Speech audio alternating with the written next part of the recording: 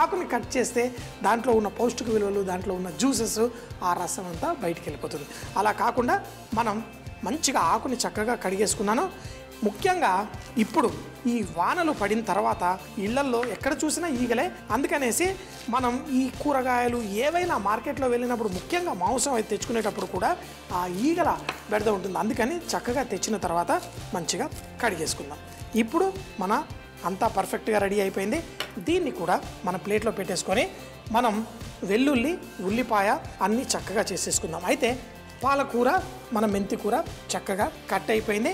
ఇప్పుడు మన కూర కూడా ఉల్లిపాయ కట్ చేసుకొని స్టార్ట్ చేసేద్దాం. ఉల్లిపాయలు కూడా అంటే ఎన్నోసార్లు చూపిస్తుంటాం, కానీ మన ప్రోగ్రాం కొత్త వాళ్ళు చూస్తూ ఉంటారు. ఉల్లిపాయలు కూడా సన్నగా కట్ చేయడం కోసం ఈ తోక భాగంలో ఇది ఉన్నదాన్ని కట్ చేయకుండా ఇలా కట్ చేసుకొని తర్వాత దీన్ని ఫైన్గా చాప్ చేయడం కోసం 2 విధాలుగా. ఒకటేమో ఈ కొన వైపు మనం వదిలిపెట్టేసేయాలి. చూడండి, ఇలా కట్ చేసిన తర్వాత ఈ కొనలు ఈ ముక్కని పట్టుకొని ఉంటుంది. చూడండి, ఇక్కడ కొన పట్టుకొని ఉంది, ఇటు పక్క అంతా పువ్వులా తెరుచుకుంది. ఇటువైపు మళ్ళీ తిప్పి మనం ఈ విధంగా కట్ చేసుకుంటే మన ఉల్లిపాయలు సన్నగా, చూడండి, లావుగా అటు ఇటు కాకుండా ఎంతో పర్ఫెక్ట్గా వచ్చేస్తుంది. ఎప్పుడైనా ఎర్ర టమాటా తీసుకున్నప్పుడు ఒకవైపు ఎర్రగా ఉండి ఒకవైపు కొంచెం రంగు తక్కువగా ఉంటే ఈ రంగు తక్కువగా ఉన్న వైపు కొంచెం పులుపు ఉంటుంది. అయితే మనకి టమాటాల్లో కూడా 100 రకాల టమాటాలు ఉన్నాయి.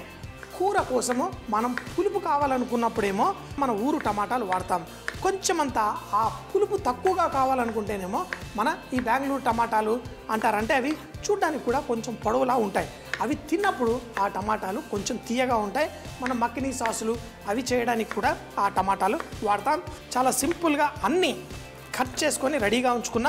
మరి అల్లాన్ని కూడా కూరల్లో వేసేటప్పుడు అల్లం వెల్లుల్లి పేస్ట్ సాధారణంగా వేసుకుంటాం కనిపించకుండా. కానీ మనం ఇలా పన్నీరు ఇలాంటివి చేసేటప్పుడు ఈ అల్లాన్ని సన్నగా తరిగేసి మనం వేసుకుంటే బాగుంటుంది. ఆకుకూర నేను వేసానంటే తప్పకుండా వెల్లుల్లి తప్పకుండా వేస్తాను.